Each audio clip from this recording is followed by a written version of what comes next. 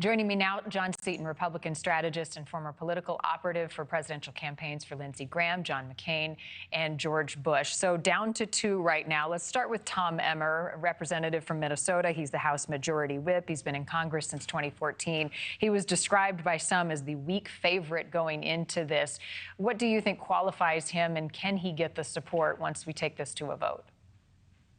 Well, he's been a longtime member of Congress. He's also been a member of leadership. He was the chairman of the NRCC for 2 cycles, including last cycle when Republicans took back the House of Representatives.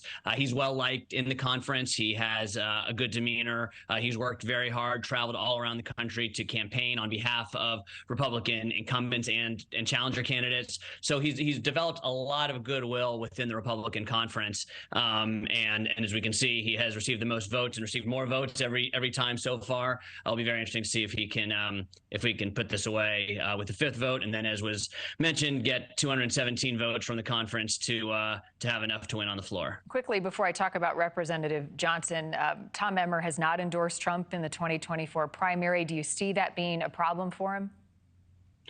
Amongst some Republicans, it very well might. And, that's just, again, kind of the nature of Republican politics right now, that there are some who are very closely looking at who has endorsed whom.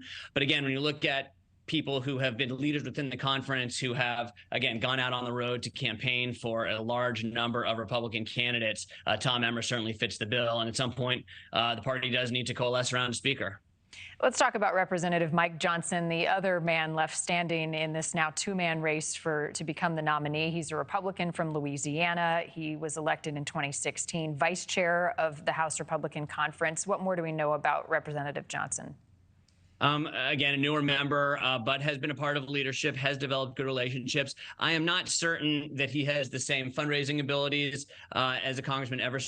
Certainly neither of these men have the same fundraising abilities as Speaker McCarthy, so there will be a deficit there that needs to be made up. But again, well-liked and well-respected within the conference, has built good relationships, has stood for a leadership position before, as has Mr. Emmer. So again, another solid choice, another person who I believe could serve well as Speaker of the House, has a bit of a hill to climb on this next vote. Again, I think that he would be okay getting 217 in front of the full Congress. Joe alluded to this, but many in the conference have grown more than frustrated with the fact that we're still dealing with this situation. There is no Speaker of the House. Do you get the same sense when you talk to your sources that enough is enough? We need a nominee here, and it needs to happen soon?